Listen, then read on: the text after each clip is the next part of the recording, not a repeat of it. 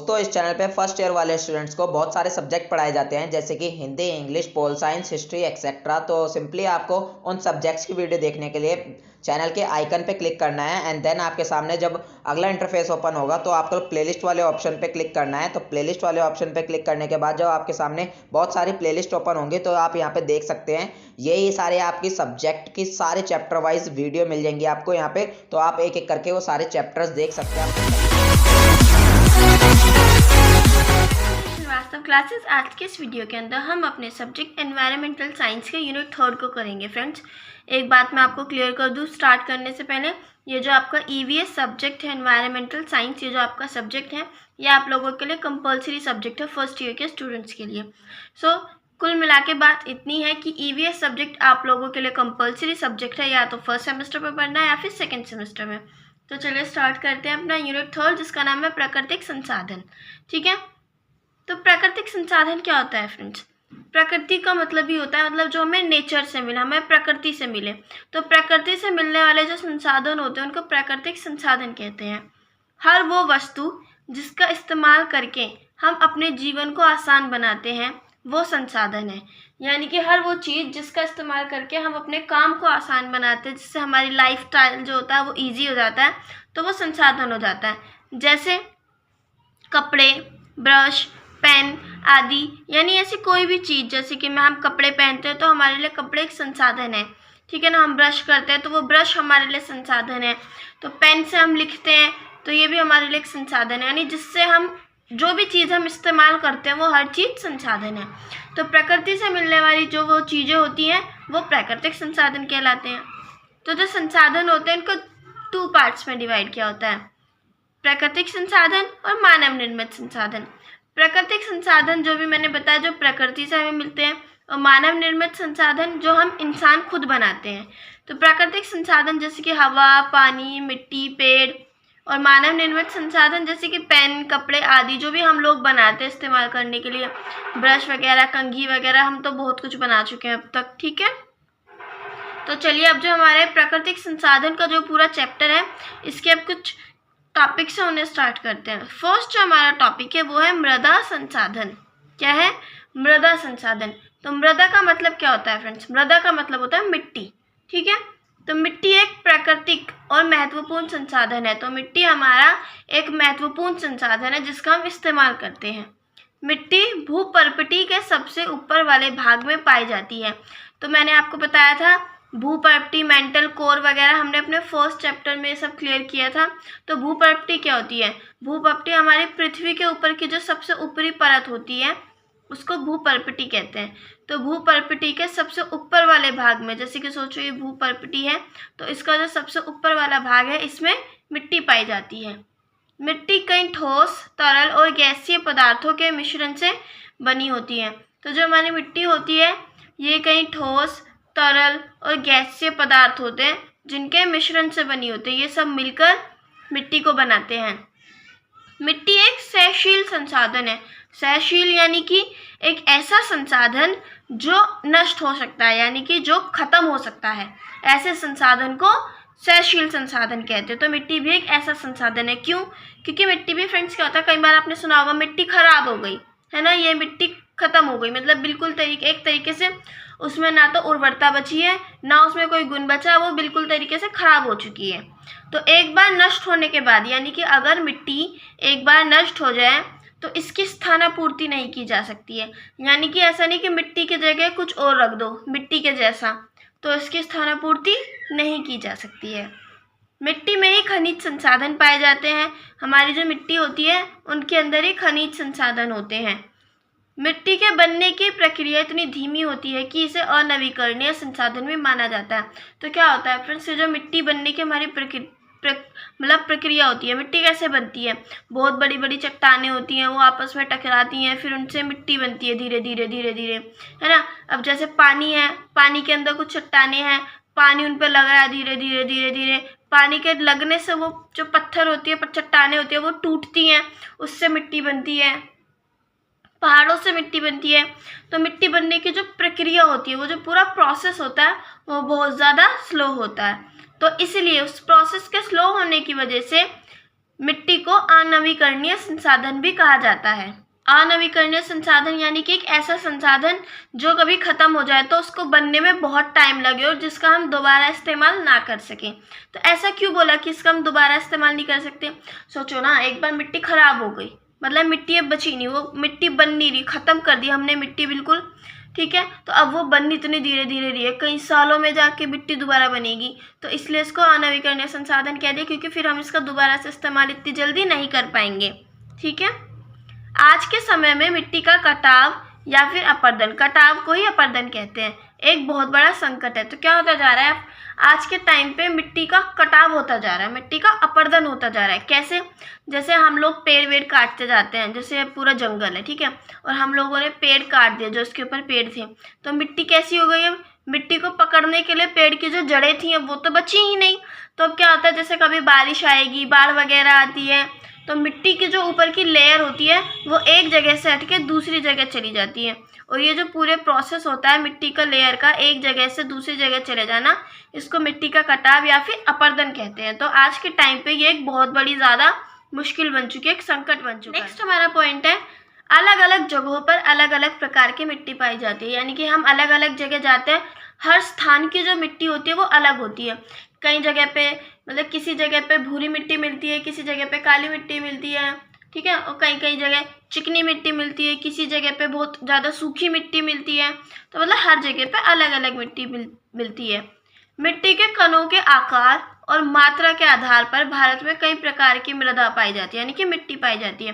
तो मिट्टी के जो कण होते हैं उनका आकार, यानी कि वो कितने बड़े हैं, छोटे हैं, और उनकी मात्रा, यानी कि मिट्टी में मतलब कण कितने हैं, ज़्यादा कण होंगे, कम कण हैं, तो उनके आधार पर भी हमारे भारत में मिट्टी जो है कई प्रकार की पाई जाती है। जैसे कि बलुई मिट्टी, गाद, चिकनी, दोमट, चूना और बलुई दोमट। तो ये कई प्रकार की मिट्टियाँ जो हमारे भारत में पाई जाती हैं। मृदा संरक्षण विधि द्वारा मिट्टी की उर्वरता बनाए रखी जा सकती है। तो मृदा संरक्षण विधि होती है ऐसी विधियां जिनके द्वारा हम मिट्टी को बचा कर रख सकते हैं। तो ऐसी विधियों के द्वारा हम मिट्टी की जो उर्वरता होती है उनको बनाए रख सकते हैं। तो नेक्स्ट हमारा टॉपिक है फ्रेंड्स खनिज संसाधन, ठीक है। अभी हमने मृदा संसाधन पढ़ा, इसके अंदर हम जो हमारे पूरा चैप्टर है इसके अंदर हम सिर्फ और सिर्फ प्राकृतिक संसाधन के बारे में सब कुछ पढ़ने वाले हैं। तो खनिज संसाधन, तो खनिज जो होते हैं वो ऐसे प्राकृतिक पदार्थ हैं जिनका निश्चित रासायनिक, भौतिक गुणधर्म एवं रासायनिक संगठक होता है। यानी कि खनिज प्रकृति से मिलने वाले ऐसे पदार्थ हैं जिनका खुद का एक रासायनिक और भौतिक गुणधर्म होते हैं, यानी कि उनके खुद के केमिकल कुछ कैरेक्टरिस्टिक्स भी होते हैं, उनके कुछ फिजिकल कैरेक्टरिस्टिक्स भी होते हैं, और उनका रासायनिक संगठक भी होता है। जैसे कि सोचो कोई मेटल, जैसे कि एल्यूमिनियम हमारे लिए एक खनिज संसाधन है, आप सोच के चलो, ठीक है। तो एल्यूमिनियम के खुद के कुछ केमिकल कैरेक्टरिस्टिक्स भी हैं, यानी वो केमिकल के साथ कैसे रिएक्ट करता है। उसके कुछ भौतिक गुणधर्म भी है, यानी कि फिजिकल कैरेक्टरिस्टिक्स उसके कि उसमें चमक है, उससे पतले पतले तार बनाए जा सकते हैं, वो गिर के आवाज़ करता है। तो ये सब उसके भौतिक गुणधर्म हो गए, और उसका खुद का रासायनिक संगठक भी होता है। तो ऐसे पदार्थों को जो हमें प्रकृति से मिलते हैं इनको खनिज कहते हैं। खनिजों को खनन, उत्खनन और प्रवेधन द्वारा प्राप्त किया जाता है। तो क्या होता है, खनिज मिट्टी के अंदर होते हैं, मतलब भूमि के अंदर पाए जाते हैं। तो भूमि के अंदर से उन्हें बाहर कैसे निकाला जाए, तो उनको खुदाई करके, ठीक है ना, और उत्खनन करके, उनका प्रवेधन करके, उनको इन प्रक्रियाओं द्वारा खनिजों को बाहर निकाला जाता है भूमि से। भारत में खनिजों का प्रचुर भंडार है, यानी कि हमारा जो भारत है इसके अंदर बहुत ज़्यादा खनिज पाए जाते हैं, यानी कि बहुत सारे खनिज पाए जाते हैं। यहाँ 100 से ज़्यादा तरीकों के खनिज पाए जाते हैं। यानी आज तक के मतलब एक बात बताई जाए तो हमारे भारत के अंदर 100 से ज़्यादा अलग अलग तरीके के खनिज पाए जाते हैं। खनिज जो होते हैं वो भी क्षयशील संसाधन होते हैं, यानी कि ऐसे संसाधन जो नष्ट हो जाए, ठीक है। तो जो संसाधन नष्ट हो जाए, ठीक है, तो उनको बोलते हैं क्षयशील संसाधन। तो खनिज भी ऐसे ही हैं, अगर हम खनिजों का ज़्यादा इस्तेमाल करेंगे तो ये जो हमारे खनिज संसाधन होते हैं ये भी ख़त्म हो सकते हैं पूरी तरीके से, तो जिनका इस्तेमाल दोबारा नहीं किया जा सकता। तो जब ये बिल्कुल ख़त्म ही हो जाएंगे तो इनका इस्तेमाल कैसे करेंगे हम। रासायनिक एवं भौतिक गुणधर्म के आधार पर खनिजों को 2 श्रेणियों में बांटा जाता है। अब केमिकल और फिजिकल कैरेक्टरिस्टिक्स के आधार पर जो हमारे खनिज होते हैं उनको दो श्रेणियों में बांटा जाता है, यानी कि केमिकल, यानी कि जो खनिज होते हैं वो केमिकल के साथ कैसे रिएक्ट कर रहे हैं, केमिकली एक दूसरे के साथ कैसे रिएक्ट कर रहे हैं, और भौतिक यानी कि फिजिकली उनके क्या गुणधर्म है, जैसे कि भी मैंने बताए थे। तो इनके आधार पर बांटा गया है धात्विक और अधात्विक। धात्विक यानी कि जो धातु होते हैं, अधात्विक यानी कि जो अधातु होते हैं। तो क्या होता है, धात्विक जो होते हैं उनके भौतिक गुणधर्म होते हैं कि इन्हें अगर हम मारेंगे तो ये आवाज करेंगे, ठीक है, और ये शाइनिंग होती है इनमें, यानी कि चमकदार होते हैं, और इनसे तार बनाए जा सकते हैं धात्विक से, और मतलब इनसे बिजली भी जो होती है वो ये बिजली के अच्छे सुचालक होते हैं, इनसे बिजली जो होती है वो भी संचरण कर सकती है। लेकिन जो धात्विक होते हैं इनके भौतिक गुण होते हैं कि अगर हम इन्हें किसी चीज से मारेंगे तो ये टूट जाएंगे, ये आवाज नहीं करेंगे, उल्टा इनसे जो बिजली होती है वो भी नहीं इनके अंदर से निकल सकती है। तो मतलब, और ये चमकदार भी इतने नहीं होते हैं। तो ये सब इसके भौतिक गुणधर्म हो गए। अब ऐसे इनके कुछ रासायनिक गुणधर्म भी होते हैं। तो रासायनिक और भौतिक गुणधर्म के आधार पर खनिजों को धात्विक और अधात्विक इन दो कैटेगरी के अंदर बांट दिया गया है। तो लोहा, तांबा, जस्ता, मैग्नीज, चूना, पत्थर, डोलोमाइट, जिप्सम, कोयला, अभ्रक, कैल्शियम, सल्फेट आदि प्रमुख संसाधन है। ये कौन से संसाधन है? खनिज संसाधन है। तो इसमें धात्विक और अधात्विक दोनों तरीके के खनिज संसाधन आ गए हैं। लोहा, तांबा जो है ये हमारे धात्विक हो गए, और कोयला, कैल्शियम, ये कोयला वगैरह जो है ये हमारे सब अधात्विक हो गए, ठीक है। आज के समय में खनिजों के ज़्यादा इस्तेमाल के कारण कुछ खनिज जो है वो समाप्ति के कगार पर पहुंच गए हैं। यानी कि हम लोग आज के टाइम पे इन खनिजों का इतना ज़्यादा इस्तेमाल करने लगे हैं कि जो इसमें से जो कुछ खनिज जो है ना वो आज के टाइम पे ख़त्म होने लग गए, यानी कि उनके ख़त्म होने की कगार आ गई है। नेक्स्ट है हमारा भूमि संसाधन, ठीक है। तो जल और वायु की ही तरह भूमि भी एक संसाधन है। तो जैसे हमारे जल संसाधन होता है, भूमि संसाधन होता है, मतलब वायु संसाधन होता है, तो ऐसे इनकी तरह एक हमारा भूमि संसाधन भी होता है।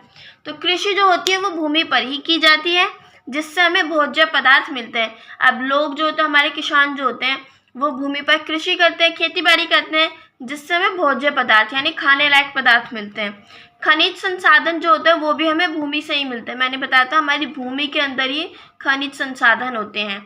अनेक प्रकार के संसाधन होते हैं ऐसे जो हमें भूमि से मिलते हैं, जैसे कि पेड़ वगैरह होते हैं, ये भी हमारे बहुत सारे ऐसे संसाधन हैं जो भूमि से मिलते हैं। सभी उद्योग धंधे भूमि पर ही स्थापित होते हैं, यानी कि जो बिजनेस वगैरह होते हैं, धंधे वगैरह होते हैं, वो सब भूमि पर ही स्थापित होते हैं, और करोड़ों लोगों को रोजगार मिलता है। तो ये हमारा भूमि संसाधन था। नेक्स्ट अब हम देखेंगे हमारा फसल संसाधन। फसल यानी कि कृषि जो होती है हमारी, ठीक है। तो कृषि एक प्राथमिक क्रिया है।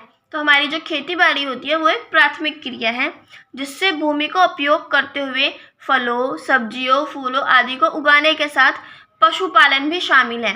तो कृषि एक ऐसी क्रिया है जिसके अंदर मतलब खेती बाड़ी तो की जाती है, फलों को, सब्जियों को, फूलों को, इन सबको तो उगाया जाता है, बल्कि इनके साथ साथ पशुपालन भी किया जाता है, जो कि कृषि के अंदर ही शामिल है। पुराने समय में जीवन निर्वाह के लिए कृषि की जाती थी, जिसे निर्वाह कृषि कहते थे। तो पुराने ज़माने में क्या होता था फ्रेंड्स, कि जो लोग होते थे, पुराने लोग जो होते थे, वो कृषि पे ही अपना उनका जीवन निर्वाह होता था, यानी कि उनके जो खर्चे थे पूरे तरीके से, उनकी जो ज़िंदगी थी वो कृषि पर आधारित थी, ठीक है। वो अपने सारे खर्चे कृषि से ही निकालते थे। तो इसलिए वो जो कृषि करते थे उसको निर्वाह कृषि कहते थे। समय के साथ कृषि में बदलाव आया। तो पहले टाइम पे क्या होता था, लोग जो थे वो अपने जीवन निर्वाह के लिए, यानी कि अपना जीवन बिताने के लिए कृषि करते थे।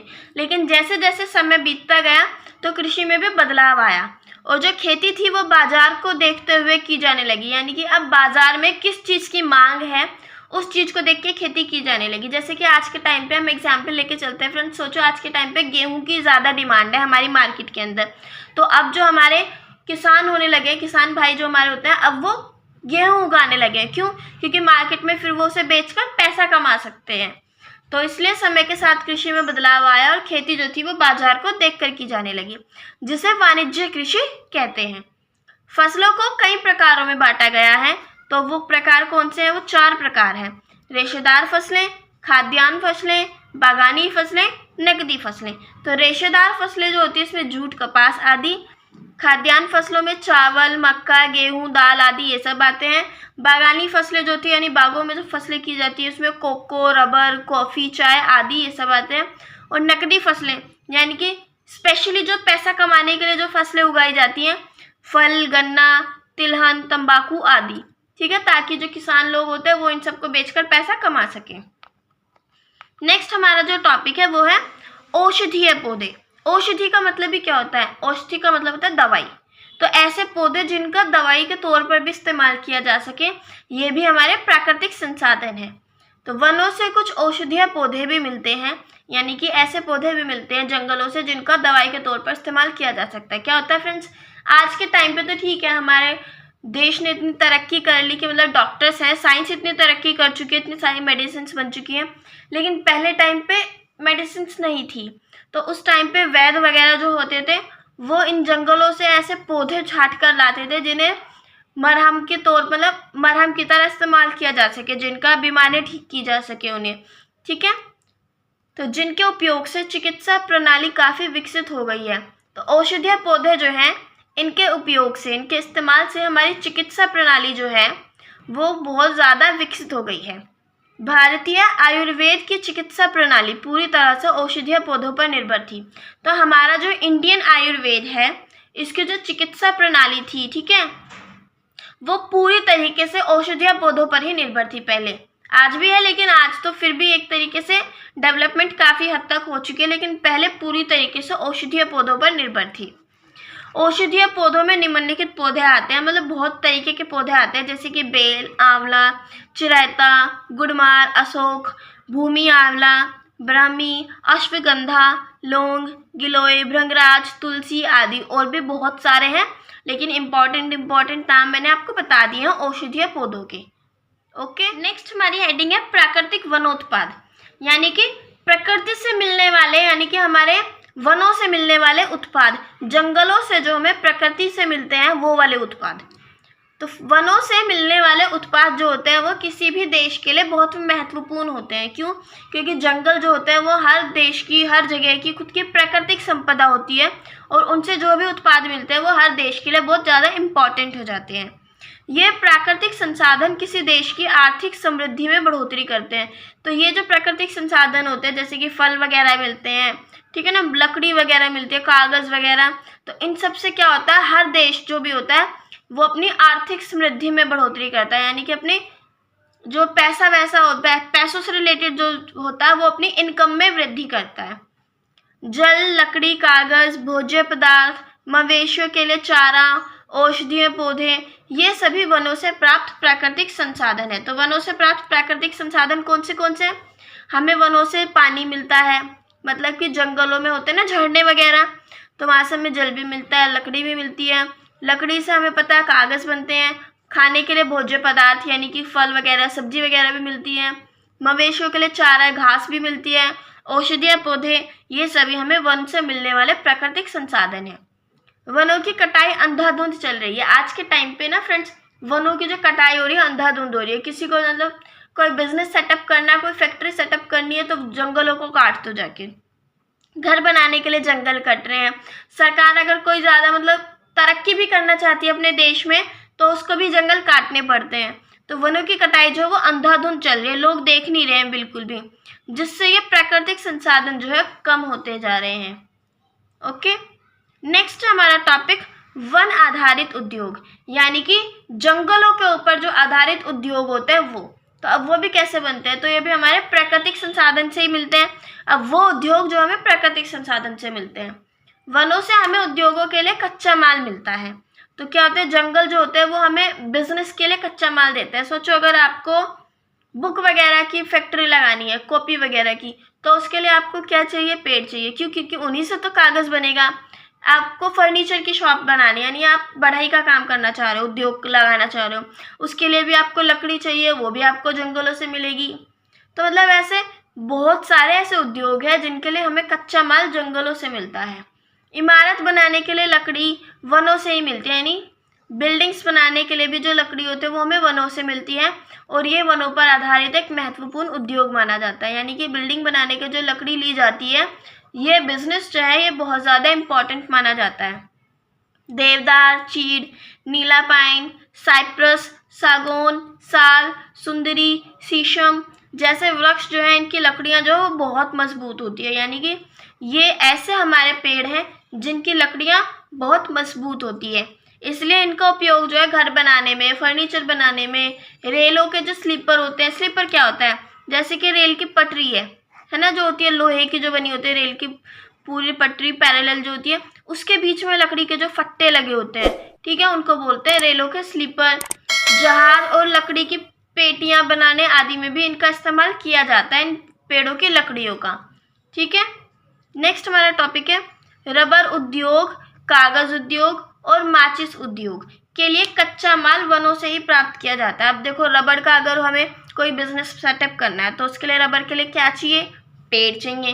कागज के लिए भी पेड़ चाहिए, माचिस के लिए भी हमें पेड़ चाहिए। क्यों, माचिस की डंडियां जो है वो भी पेड़ों से बनेगी। तो इन सब के लिए जो कच्चा माल होता है वो हमें जंगलों से ही मिलता है। इन सभी उद्योगों से अनेकों लोगों को रोजगार के अवसर मिलते हैं। तो अब ये जो रबर उद्योग हो गया, कागज उद्योग हो गया, माचिस उद्योग हो गया, तो जितने भी बिजनेस हैं इन सब से बहुत सारे लोगों को रोजगार मिलता है। वनों से कच्चे माल को निकालने से लेकर उसे उद्योग हेतु फैक्ट्रियों तक लाने तथा फैक्ट्रियों में काम करने वालों का एक बड़ा समूह है। यानी क्या होता है, वन जो है हमारे, उनके कच्चा माल जो होता है, वनों से कच्चा माल निकालने से लेकर एक बिजनेस तक जहाँ पर फैक्ट्रियाँ लगी हुई हैं वहाँ तक ले जाने में, फिर फैक्ट्री के अंदर भी काम करने वालों की क्या होती है, मजदूरों का एक बहुत बड़ा समूह होता है। तो जिनकी जो पूरा समूह है, इस पूरे समूह की आजीविका यानी कि इनकी जो पूरा जीवन होता है कि अपना जीवन कैसे चलाएंगे, इनकी पूरी आजीविका जो होती है वो इन्हीं वन के उत्पादों पर निर्भर करती है। तो वन के जो उत्पाद होते हैं उनसे जो बिजनेस बनते हैं उनसे बहुत सारे लोगों को रोजगार मिलता है, जिससे वो अपने खर्चे चलाते हैं, अपने घर परिवार का पेट पालते हैं। ओके, तो फ्रेंड्स ये जो सारे टॉपिक हैं ये हमारे प्राकृतिक संसाधन चैप्टर के अंदर छोटे छोटे टॉपिक्स दिए हुए हैं जिन्हें मैं अभी आपको कवर करा रही हूँ। नेक्स्ट हमारा टॉपिक है भूमि आवरण। तो भूमि आवरण किसे कहते हैं, ठीक है, भूमि की सतह पर मौजूद भौतिक पदार्थ को भूमि आवरण कहते हैं। यानी कि सोचो ये मेरी भूमि की सतह है, मतलब ये मेरी पूरी भूमि है, ये मेरी इसकी सतह है, तो इसकी सतह पर जो भी चीज़ मौजूद है, पेड़ पौधे, घास, जंगल वगैरह कुछ भी, वो सारे भौतिक पदार्थ जो होते हैं वो भूमि आवरण में आते हैं। तो इसमें वृक्ष, घास, जंगल, गीली भूमि, वन, कृषि आदि आते हैं। तो जंगल जो हमारे भूमि आवरण होता है इसमें पेड़ पौधे, घास, ये सब आ जाता है। भूमि आवरण को जानने के लिए सैटेलाइट द्वारा ली गई तस्वीरों का उपयोग करते हैं। तो क्या होता है फ्रेंड्स, हमारी जो सोचो एक देश को अपने देश का भूमि आवरण जानना है, बहुत बड़ा देश है, किस जगह का जानना है, तो वो वहाँ जाके देखेगा तो इससे बहुत ज़्यादा टाइम वेस्ट भी हो जाएगा, कैसे देखेगा, दिक्कत होगी उसको। तो क्या होता है, सैटेलाइट छोड़ दी जाती हैं, है ना, तो उन सैटेलाइटों की वजह से ना उस जगह की तस्वीर ले लेते हैं, एक फ़ोटो ले लेते हैं, फिर उस फोटो के हिसाब से पता लगाते हैं कि हाँ यहाँ का भूमि आवरण कैसा है, यहाँ पे कैसे पेड़ उगते हैं, कैसे पौधे हैं, घास कैसी है, यहाँ की मिट्टी कैसी है, मतलब उस तस्वीर से पता लगाया जाता है। और इन तस्वीरों के माध्यम से विश्लेषण किया जाता है कि भूमि के किस हिस्से में क्या है। तो ये जो तस्वीरें होती हैं इनसे ये पता लगाया जाता है कि भूमि के किस हिस्से में क्या है, कि कहाँ की भूमि कैसी है, कहाँ की भूमि कैसी है, कि वहाँ पे कैसे किस तरह के पेड़ पौधे हैं, यहाँ पर क्या है, ये सब।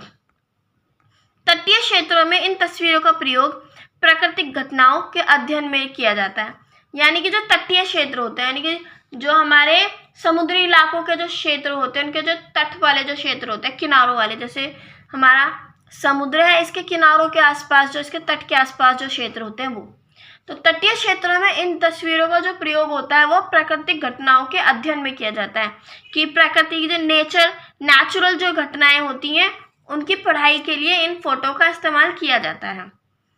मृदा अपरदन और मरुस्थलीकरण, ये हमारा नेक्स्ट टॉपिक है। तो मृदा अपरदन क्या होता है फ्रेंड्स, मैंने आपको पहले भी बताया था कि जैसे क्या होता है, ये मेरी मिट्टी है, मिट्टी की जो ऊपरी परत होती है ना, उसका एक जगह से दूसरी जगह चले जाना, इसको मृदा अपरदन कहा जाता है।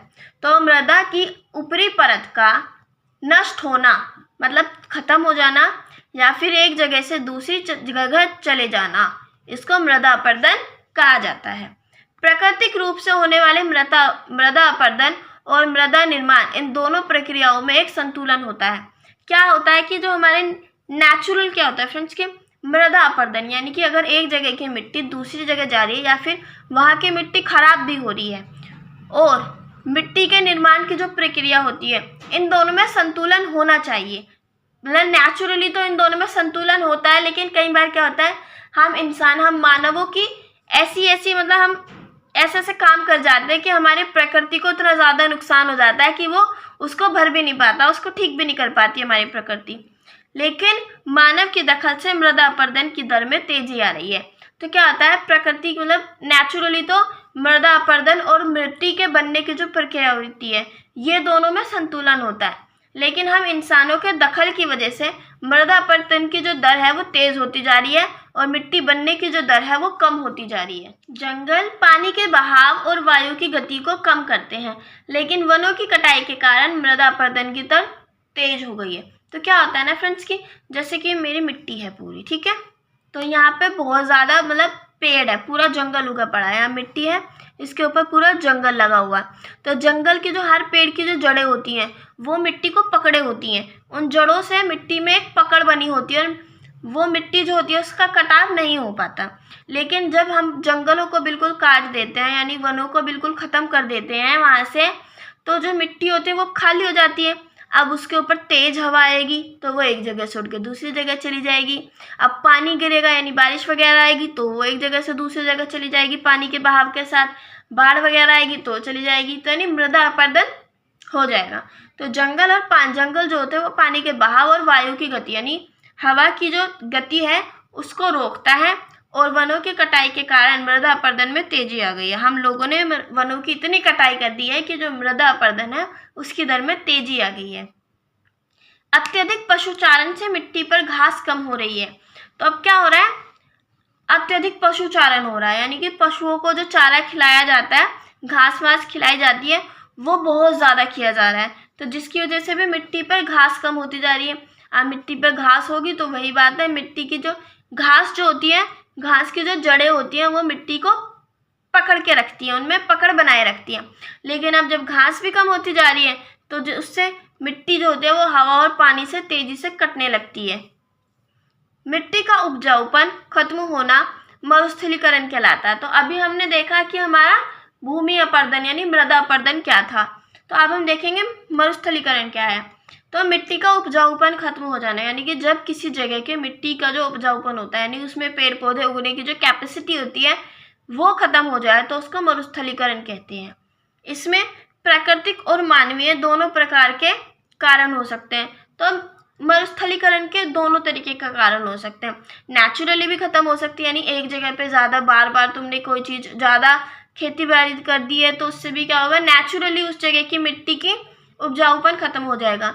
या फिर मानवीय भी हो सकती है कि तुमने कुछ मतलब इंसानी हरकतों की वजह से भी जो हमारी मिट्टी होती है उसका उपजाऊपन खत्म हो जाता है, वो मरुस्थलीकरण हो जाता है वहाँ का। मरुस्थलीकरण में जलवायु परिवर्तन, मानवीय गतिविधियों के साथ अन्य कई कारण जैसे कि शुष्क यानी कि बारिश का ना होना, सूखा रहना, अर्ध शुष्क यानी कि थोड़ा थोड़ा सा शुष्क रहना, और निर्जल यानी कि बिल्कुल पानी ना होना, अर्धनम इलाके यानी कि जहाँ पे नमी जो है वो बहुत कम नमी है, ठीक है। अर्धनम इलाकों की ज़मीन जो होती है वो रेगिस्तान में बदल जाती है।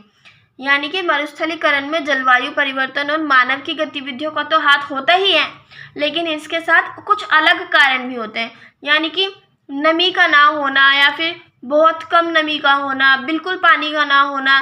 तो इन कारणों की वजह से भी जो ज़मीन होती है, जो मिट्टी होती है, वो रेगिस्तान में बदल जाती है। इसमें वनस्पतियाँ जो होती है वो भी खत्म होने लगते हैं। क्यों? क्योंकि जो हमारी वनस्पतियाँ यानी कि हमारे पेड़ पौधे, घास वगैरह, तो इन सबको भी उगने के लिए पानी तो चाहिए ना, और मिट्टी की जो उर्वरता ही खत्म हो गई है, मिट्टी उपजाऊ ही नहीं बची है, तो ये वनस्पतियाँ भी खत्म होने लगती हैं। नेक्स्ट हमारा टॉपिक है निर्वनीकरण।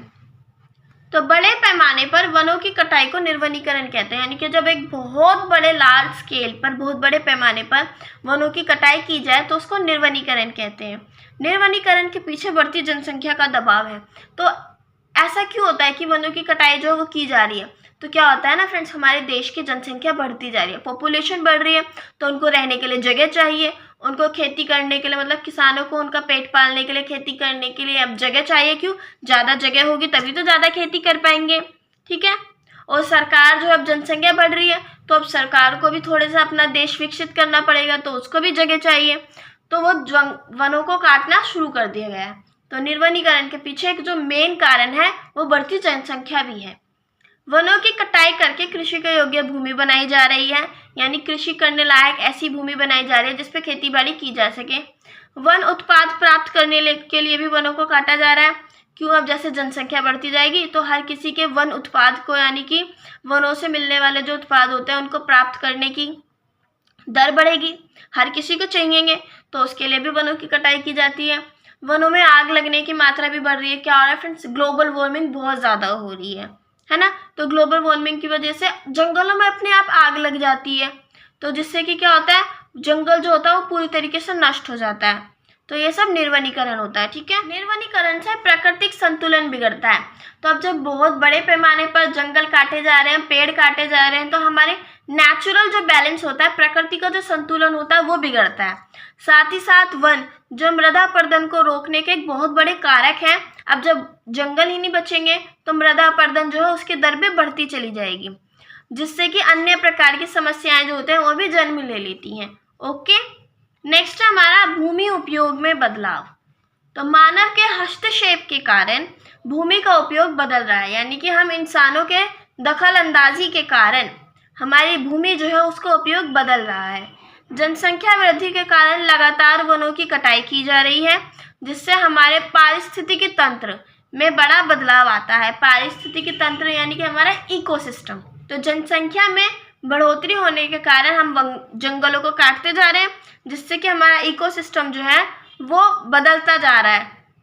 ग्रीन हाउस गैस और कार्बन उत्सर्जन चक्र जो है उनमें भी परिवर्तन होता जा रहा है। ग्रीन हाउस गैस भी बढ़ती जा रही है।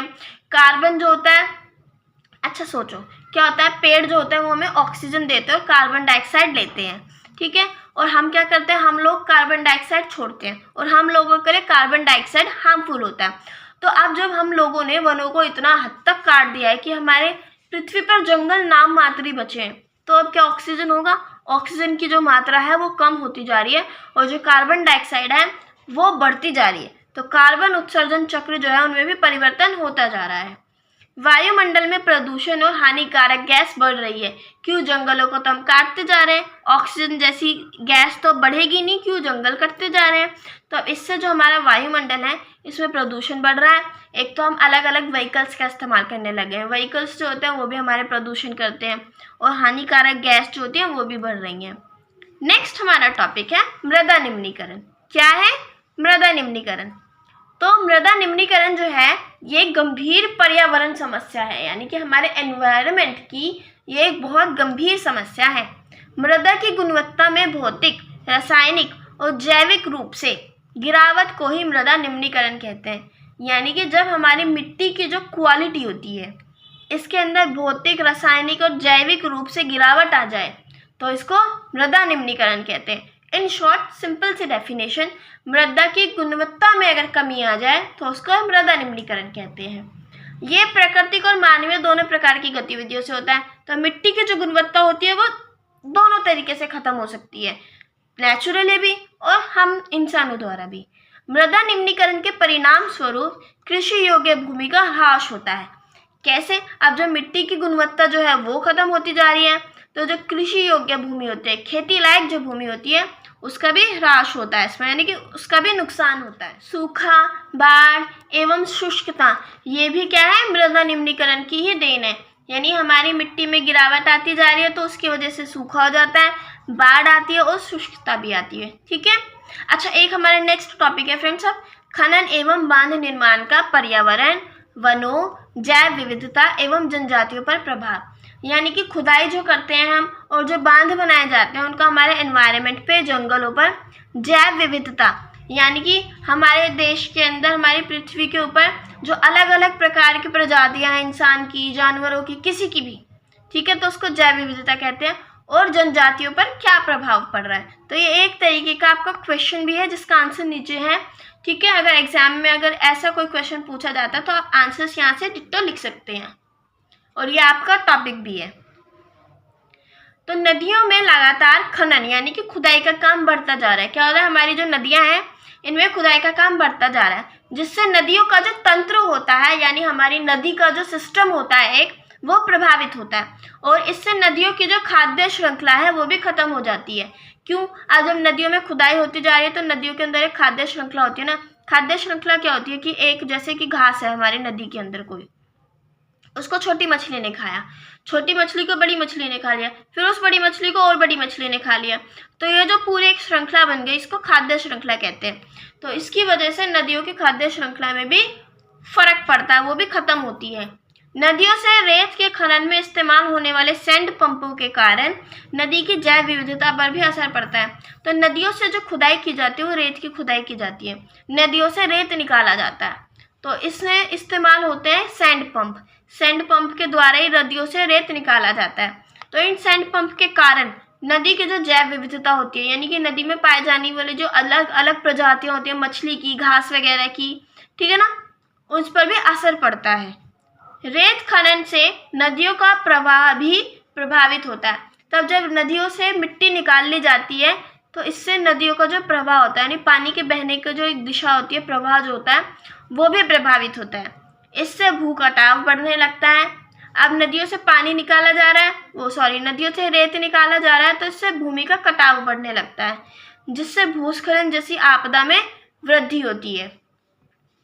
रेत खनन से भूमि का जल प्रदूषित होता है। तो क्या होता है, अब वो क्या करते हैं, नदियों से मिट्टी निकालने लगते हैं, तो उससे क्या होता है, भूमि का जो जल होता है हमारा, यानी हमारा जो अंडरग्राउंड वाटर होता है, वो प्रदूषित होता है।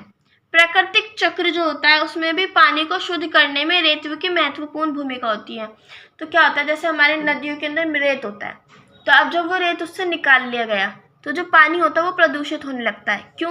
क्योंकि हमारा जो एक नेचुरल साइकिल है एक हमारी पानी को साफ करने की, कि रेत के द्वारा पानी साफ होता है। तो अब सोचो, जब नदी से रेत ही निकाल लिया तो पानी साफ कैसे होगा? अब पानी साफ खुद हो नहीं पाता, और हम लोग तो वैसे भी गंदगी फैलाते हैं नदियों वगैरह में, तो वो जो पानी होता है वो गंदा होने लगता है। रेत खनन के कारण नदियों की स्वतः जल साफ करने की क्षमता पर बुरा असर पड़ता है। तो जब हमने रेती निकाल लिया तो नदी अपने पानी को साफ कैसे करेगी? नहीं कर पाती, तो इसलिए उसकी साफ करने की जो क्षमता थी उस पर भी बुरा असर पड़ता है। नदी पर बांध बनाना जो है वो विकास का काम है, यानी कि आज के टाइम पर हर नदी के ऊपर हर देश बांध बनाता है, ठीक है, वो ठीक है, एक विकास का काम है, मतलब अच्छा काम है, लेकिन इसके कुछ बुरे परिणाम भी होते हैं। बांध के निर्माण से एक तालाब बन जाता है। क्या होता है, जैसे यहाँ पे एक बहुत बड़ी नदी है, ठीक है, आपने यहाँ इसके आगे एक बांध बना दिया, ठीक है, बीच, चलो सोचो आपने बीच में एक बांध बना दिया, तो क्या होगा, अब इधर जो है एक तालाब बन जाएगा। क्यों? अब इसके आगे पानी जा ही नहीं पा रहा है, तो अब यहाँ पे पानी ठहर जाएगा, तो जिसमें पीछे से आने वाली बालू मिट्टी जो होती है तालाब में जमा हो जाती है। तब पीछे से जो पानी आ रहा है यहाँ से, अब वो एक साथ में अपनी बालू मिट्टी ला रहा है, यानी उसके साथ मिट्टी आ रही है, उस पानी के साथ, वो पानी तो वहाँ से बह के आ रहा है ना, उसके साथ मिट्टी आ रही है, यहाँ आके रुक जाता है, तो इतनी ज़्यादा मिट्टी इकट्ठी हो जाती है कि पानी का जो प्रवाह होता है वो रुक जाता है एक तरीके से, जिससे आगे नदी जो होती है उसका प्रवाह प्रभावित होता है, यानी कि नदी का जो बहने का वो होता है, नदी बहने वो प्रभावित होने लग जाता है, नदी बहती नहीं है आगे, वो वहाँ पे थम जाती है। बहाव बंद होने से पानी की ताजगी खत्म होने लगती है। अच्छा, अगर जैसे नदी है, नदी में हमेशा जो पानी होता है वो बहता रहता है, तो जो गंदा पानी होता है वो आगे चला जाता है, साफ पानी पीछे से आता रहता है। लेकिन अब जब बहाव ही बंद हो गया तो गंदा पानी जो है वो इकट्ठा हो जाता है और उससे पानी की ताजगी खत्म होने लगती है, पानी सड़ने लगता है। तालाब का दायरा बढ़ने से आसपास के इलाकों के जंगल का क्षेत्र डूबने लगता है। अब सोचो, एक बांध बना दिया है, अब इसके तालाब इतना सा है, लेकिन अब उसमें पीछे से इतना पानी आ रहा है कि अब उसे पानी को रोकने के लिए जो जगह थी वो कम पड़ गई, अब वो आसपास के इलाकों में जाने लगी, तो जो आसपास के जो जंगल इलाके होते हैं वो डूबने लगते हैं, जिससे चारा आदि जो भी होता है वो प्राप्त होता है जंगलों से, उनका नुकसान हो जाता है। क्यों? अब जब वो डूब जाएंगे, वहाँ पे बाढ़ आ जाएगी, तो इन सब चीज़ों का नुकसान होता है। तालाब के प्रदूषित पानी से मछलियाँ भी जो होती है वो भी प्रभावित होती है। क्यों? मछलियों को भी रहने के लिए साफ पानी चाहिए, लेकिन गंदा पानी होता है, गंदे पानी की वजह से मछलियाँ मरने लगती हैं और कई प्रजातियाँ तो समाप्त होने लगी हैं। बांधों द्वारा, अब जो हमारी बांध है इनके द्वारा सुरंग बनाने में के लिए भी पहाड़ियों में ब्लास्ट किया जाता है, यानी कि बांध पर ऐसी बॉम्ब वगैरह लगा दिए जाते हैं, जिनसे पहाड़ जो होते हैं उनमें ब्लास्ट करके सुरंग बना दी जाए। तो जिससे क्या होता है, पहाड़ कमज़ोर हो जाते हैं। क्यों? पहाड़ के नीचे कोई तुमने एक बॉम्ब लगा दिया और उसमें एकदम से विस्फोट होगा, तो उसकी जो नींव होती है पहाड़ की वो कमज़ोर हो जाती है। और इस तरह भूस्खलन की जो घटनाएं होती हैं वो बढ़ रही हैं, क्योंकि नींव कमज़ोर हो गई तो हल्का सा भी भूकंप आएगा, भूस्खलन हो जाएगा। वनों की लगातार कटाई से आदिवासी व जनजाति समूहों का लगातार पलायन हो रहा है। तो क्या हो रहा है, हमारे जो जंगल है उनकी इतनी ज़्यादा कटाई हो रही है कि जो वहाँ पे रहने वाले जो आदिवासी लोग होते थे और जो जनजाति समूह थे वो लगातार अपनी एक जगह छोड़कर दूसरी जगह जा रहे हैं, उनका पलायन हो रहा है। तो इससे कई बार सामाजिक संकट भी उत्पन्न होने लगते हैं। हमें विकास इस दृष्टि से करना चाहिए कि विकास किसी एक वर्ग के लिए ना होकर पूरे समाज के लिए हो। तो अगर हम अपने देश का विकास करना चाहते हैं तो हमें इस बात को ध्यान में रख के करना चाहिए कि जो वो विकास है वो किसी एक वर्ग के लिए ना हो, कि कुछ लोगों के लिए ना हो, वो हर किसी के लिए हो, पूरे समाज के लिए हो, पूरे देश के लिए हो। ओके, आई होप फ्रेंड्स आपको ये जो पूरा टॉपिक था ये क्लियर हुआ होगा। अगर आपको इससे रिलेटेड कोई भी डाउट है तो आप मुझे कमेंट कीजिए, मैं आपका डाउट क्लियर करने की पूरी कोशिश करूँगी। आप हमें हमारी सोशल साइट जैसे कि फेसबुक, इंस्टाग्राम, टेलीग्राम पर भी ज्वाइन कर सकते हैं, जिसका लिंक आपको डिस्क्रिप्शन बॉक्स में मिल जाएगा। और एक और बात फ्रेंड्स, अभी हमने अपना ट्विटर पर एक ग्रुप बनाया है, तो मतलब वहाँ पर भी आप हमें फॉलो कर सकते हैं। अगर आपको कोई भी डाउट हुआ तो अब आप हमसे ट्विटर पर भी अपना डाउट क्लियर कर सकते हैं, जिसका लिंक भी आपको डिस्क्रिप्शन बॉक्स में मिल जाएगा। Thanks for watching. जय हिंद, जय भारत। पसंद आए तो लाइक कीजिए, सब्सक्राइब कीजिए एंड शेयर तो ज़रूर कीजिए।